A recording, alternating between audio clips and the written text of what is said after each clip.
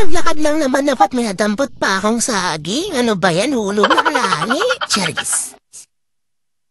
Today's video, samahan niyo po ako ulit sa Day in My Life na isang nana. Dahil kauuwi ko lang kagabi galing Batangas, ayan, for the laban na ang person. Tingnan niyo naman kung gaano karami ang ating lalaban for today. At dahil din na rin, ito na rin naman pasok ang aking papachap. Ayan, makapaglaba-laban na rin tayo ng uniform para isang labahan na lang. Na rin naman ang weather ngayon kay Osha.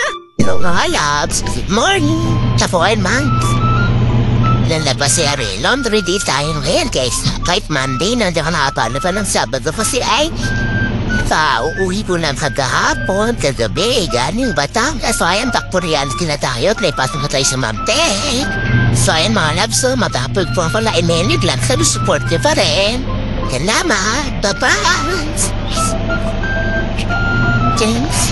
Hello pala mga las, panibagong araw, panibagong gawaing bahay at maglalaba tayo. Mga bago pa lang po sa akin dito sa mga new follower ko po, i-follow niyo po ako sa aming mga social media account. Ako nga po pala si Mama Lai, si Lai or si Laili, na mom of two, si Esma. Nag-stay at home nanay na po ako simula ng 2019. Ayan po sa mga vlog ko po ay puro mga gawaing bahay. Stay at home nanay kumbaga school, bahay, luto, laba, name it, lahat ng mga gawain ng nanay. Mulad niyan, malapit na magpasukan mga loves. At ready na rin ba kayo para sa pasukan? Grade na po ng mga babies niya. Ako po ay mag-grade 2 na po si Kuya Yuan ko. Unso naman sa Batangas ay mag-grade 2 ngayon pasukan. Siya ayan nakapagsampay ng nanay niya. Kakain muna, tatengke muna ang paglalaba. Kasi nga umambon kahit maaraw umaambon siya mga loves.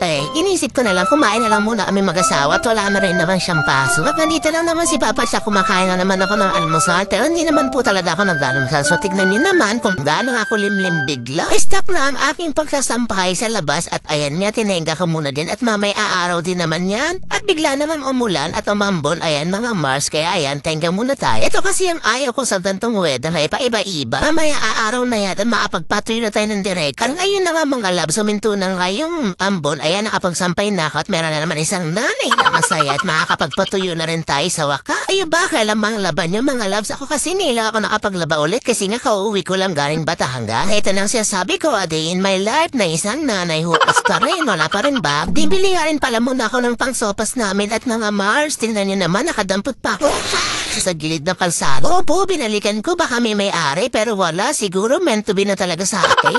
Ang dami rin no, siguro nahulog yun. Hindi ko na alam kung kanino yun. Pero syempre, grasya siya, huwag na siyang tanggihan. Chari. Simpleng sopas lang naman ang akin nilaluto mga Mars. Wala ko nilalagay na karne doon kundi hotdog. Dahil naubos na yung aming dasol, ayan, sa rice cooker na lang tayo magluluto. Since malapit na rin maluto itong ating sopa. Nahuli ko nang ilagay si hotdog at nahuli ko nang naisip na kulang pala talaga sa hotdog. O yan mga loves, kain na po tayo. Ito na yung aming lunch ni Papa Tiyak hanggang gabi na to. Gustong-gusto ko talaga sa sopas yung mainit pa kahit napapaso na yung dila.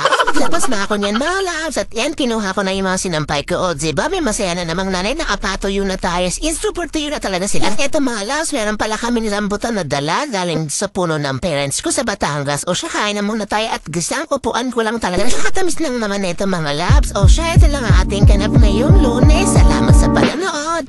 Please subscribe po sa aming mga social media account at mag-ingat po kayo palagi. God bless!